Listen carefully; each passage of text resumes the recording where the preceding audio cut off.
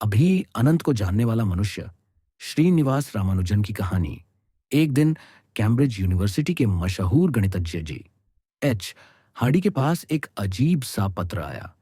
वो पत्र भारत के एक गरीब युवक ने लिखा था, जिसने कहा कि उसने कुछ गणितीय सूत्र खोजे हैं और वह चाहता है कि हार्डी उन्हें देखे।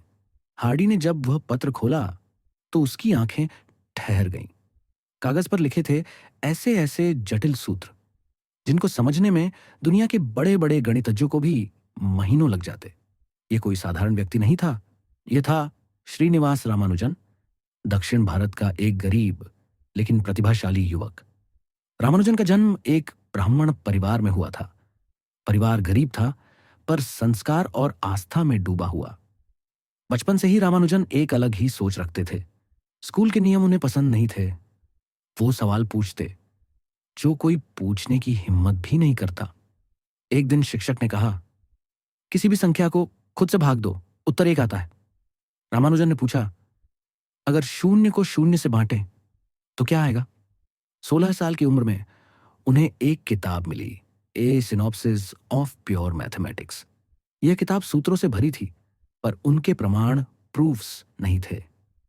बाकी लोगों के लिए यह किताब कठिन थी, लेकिन रामानुजन के लिए यह एक दैवी संकेत बन गई।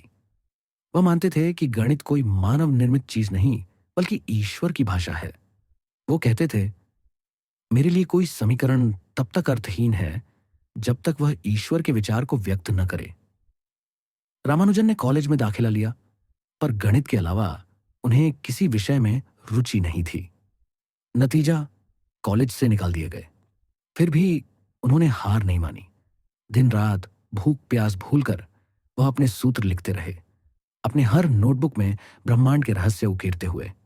उनकी प्रतिभा देखकर मद्रास गणितीय समाज ने उनका साथ दिया, पर असली मोड़ तब आया जब उन्होंने इंग्लैंड के गणितज्ञ जी एच हार्डी को पत्र लिखा।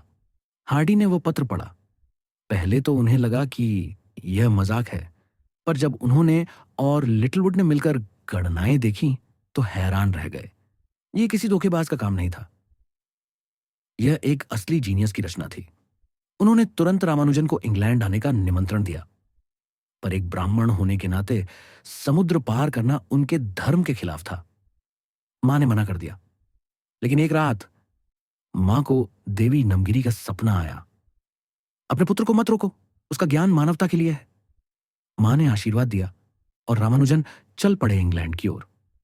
कैम्ब्रिज पहुंचने पर सब कुछ नया था, ठंडा मौसम, अनजानी भाषा, अजीब खाना, पर एक चीज वही रही, गणित के प्रति उनका प्रेम। हार्डी और रामानुजन मिलकर काम करने लगे। दोनों ने मिलकर ऐसी खोजें की जिनसे आधुनिक गणित की दिशा बदल गई। पर इंग्लैंड की सर्दी और वहां का माहौल उनके शरीर और मन पर भारी पड़ा। बीमारियां, अकेलापन और फिर धीरे धीरे उनका स्वास्थ्य बिगड़ने लगा।